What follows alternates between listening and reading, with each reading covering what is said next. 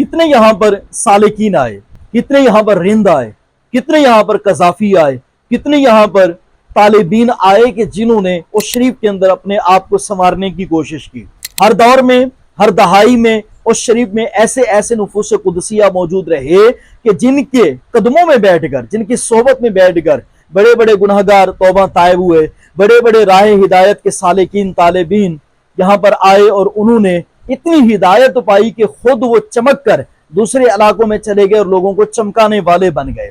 यहाँ पर हम देखें हजरत सफीउद्दीन हक्कानी गाज़नूनी रहमतुल्लाह तआला अलैह जो 4वीं सदी हिजरी में यहाँ पर आए और उसके बाद 6वीं हिजरी के अंदर हजरत जलालुद्दीन हैदर सुरखपोश रहमतुल्लाह तआला अलैह यहाँ पर बुखारा से आए। उसके बाद बेशुमार अहलुल्लाह के यहाँ पे नुकूशे पा आए। तो कहने का मतलब ये है कि उस शरीफ एक दौर था, मरकज़ रुश्द व हिदायत था। यहाँ पर बड़े बड़े लोग आते, नामी गिरामी बड़े बड़े आते, यहाँ पर सर झुकाते, यहाँ की दरगाहों में, खानकाहों में चिल्ला कशी करते थे, मुराकबे करते थे, तसव्वुरात अपने आप पे पुख्ता करते थे। उसके बाद हक हू की जरा बात लगाकर दूसरे इलाकों में चले जाते थे। और शरीफ वालों से गुजारिश है, अपने शहर की अजमत को पहचाने, अपने शहर के दरगाही इरफान को पहचाने। राह सलूक की जो यहाँ पे जरा बात लगती रही, लोग आते रहे, रिंद आते रहे, सालेक आते रहे, कजाफी आते रहे, अपने दिल को, होशो खिरत को चमकाते रहे।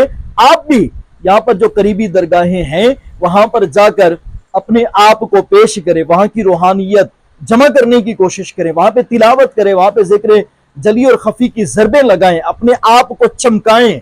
ये आलुल्लाह जो जमीन के ऊपर जितना फैज देते थे, जमीन के अंदर भी आज तक उनका फैज उसी तरीके से बल्कि उससे ज्यादा जारी व सारी है। हजरत शमसुद्दीन सैयद सादिस रहमतुल्लाह तआला अलैह फरमाते थे, उगेगा चार तरफ मेरे लाला व नरगिस, उगेगा चार तरफ मेरे लाला व नरगिस, के बाद मर्ग भी होगा मेरे मजार से फैज।